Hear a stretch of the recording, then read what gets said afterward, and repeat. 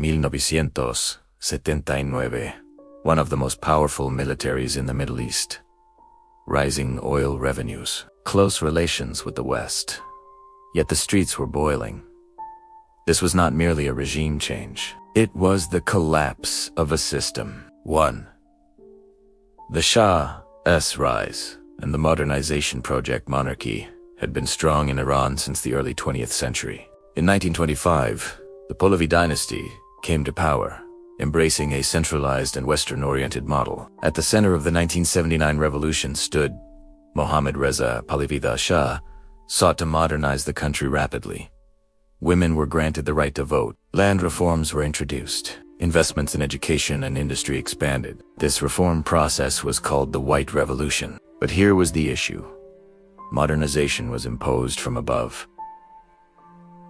Not all segments of society were ready for it. Rural communities were displaced. Traditional religious structures were weakened. Rapid urbanization created social imbalance. The economy grew, but inequality grew faster. Dos. The security state and mechanisms of control. The Shah's strongest tool was the security apparatus. Savak was established to suppress opposition. Leftists, nationalists, religious leaders, many were monitored or detained. There was stability, but there was also fear. History repeatedly shows us this. Systems built on fear may appear strong from the outside, but they are fragile within. 3. Oil wealth and economic shock. The 1973 oil crisis brought massive revenue to Iran. However, uncontrolled spending fueled inflation. By 1977, economic growth slowed. Unemployment increased.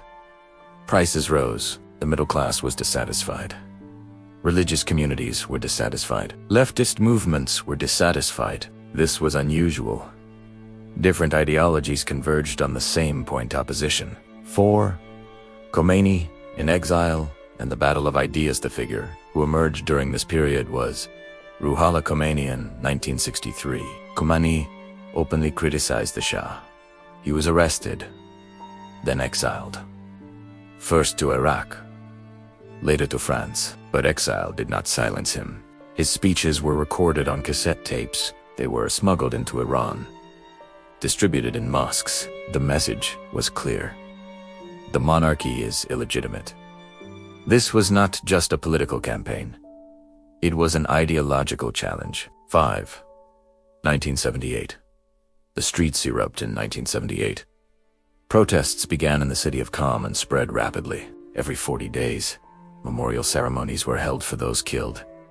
Each ceremony turned into another protest. A traditional mourning cycle became a revolutionary rhythm. In Tehran, millions took to the streets.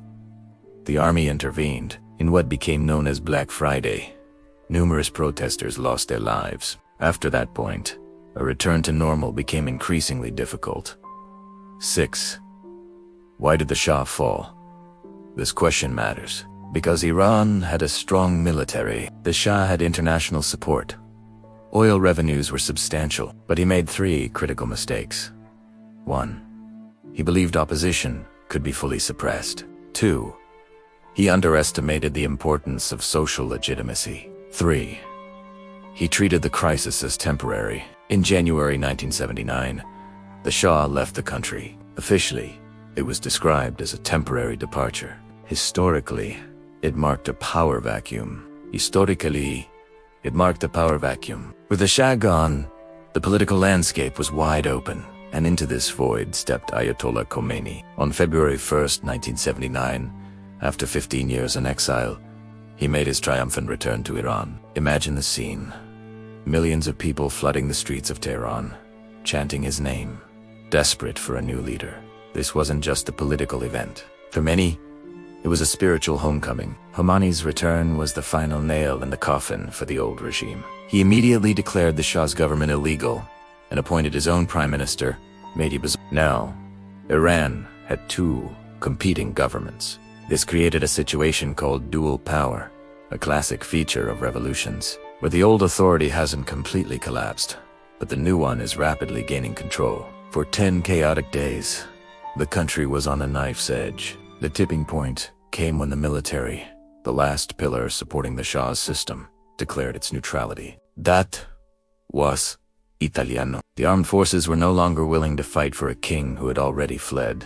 Barracks were opened, and soldiers either went home or joined the revolutionaries. On February 11th, the Supreme Military Council officially announced its surrender. The 2,500-year-old Persian monarchy had crumbled in less than 2 weeks. Looking back, the Iranian Revolution fits the classic model described by historian Krinberg. It started with the desertion of the intellectuals, as thinkers and artists turned against the Shah.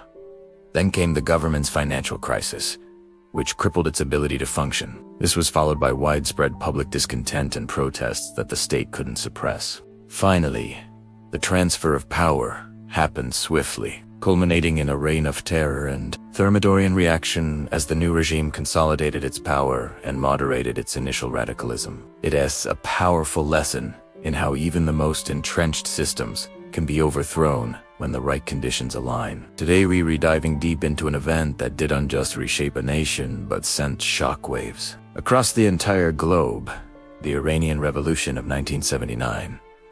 We're going to explore its long-term impacts, how the world reacted, and the complex legacy it leaves behind today, more than 4 decades later. So, what happened in 1979? In a nutshell, a popular movement led by Ayatollah Ruhollah Khomeini overthrew Iran's monarchy, led by Shah Mohammad Reza Pahlavi. The Shah, who had been a key U.S. ally, was replaced by an Islamic republic. This wasn't just a change of government. It was a fundamental transformation of Iran's identity, laws, and its place in the world. Let's talk about the immediate aftermath. The revolution radically changed Iranian society. A new constitution based on Islamic principles was established. Social norms shifted dramatically. For women, new dress codes became mandatory, and their roles in public life were redefined. The cultural landscape was also transformed, with Western influences being purged in favor of what was deemed more culturally and religiously appropriate. Economically, major industries were nationalized as the new government sought to create a more state-led economy, breaking away from its previous dependence on the West. But the effects weren't just contained within Iran's borders. The revolution had a massive international impact. For the United States, it was a major geopolitical blow, the loss of a key ally in the Middle East, followed by the infamous Iran hostage crisis where 52 American diplomats and citizens were held for 444 days, created a deep and lasting rift between the two nations. This hostility has defined U.S.-Iran relations ever since, leading to decades of sanctions, proxy conflicts, and diplomatic standoffs. For the wider Middle East, the Iranian Revolution was a game. It introduced a new, powerful Shia Islamic republic into a region largely dominated by Sunni governments. This fueled sectarian tensions and sparked a rivalry, most notably with Saudi Arabia, for regional influence. This competition has played out across the Middle East, from Lebanon and Syria to Yemen and Iraq. The revolution also inspired various political movements across the Muslim world, both Shia and Sunni, who saw it as a successful model for challenging Western-backed regimes.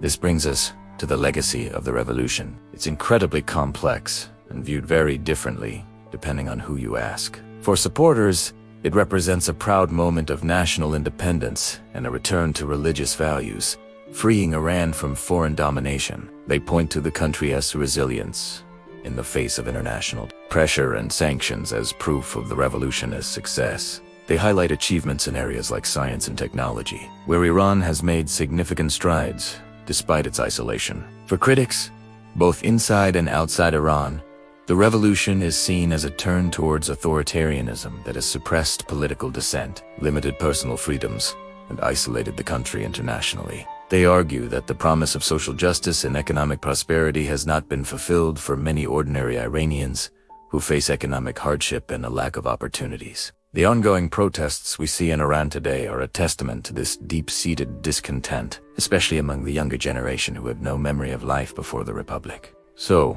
the Iranian Revolution of 1979 wasn't just a single event. It was the start of a new chapter for Iran and the world. It redrew the map of Middle Eastern politics, created new alliances and rivalries, and continues to shape global events to this day. Its legacy is a living history, constantly being debated and redefined by the people of Iran and the international community. What are your thoughts on the lasting impact of the revolution? Let me know in the comments below. I'd love to hear your perspective. Thanks for watching, and if you found this video insightful, don't forget to like, share, and subscribe for more deep dives into history.